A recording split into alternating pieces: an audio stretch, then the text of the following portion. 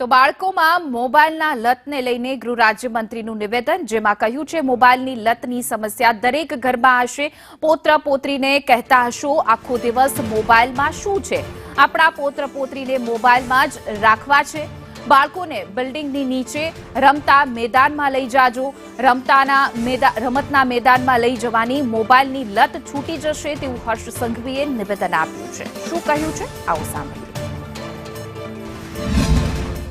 આ તમે અનુભવતા હશો, તમારે હંમેશા એ પૌત્ર પૌત્રીને મને 100% વિશ્વાસ છે કે તમે કહેતા હશો કે આખો દિવસ આ મોબાઈલોમાં શું જો કરે છે. કહો છો કે નથી કહેતા? અરે અવાજ જ તમારો તો નથી આવતો. કેવો છો કે નથી કહેતા? તો આપણે આપણા પૌત્ર પૌત્રીને મોબાઈલોમાં જ રાખવા છે.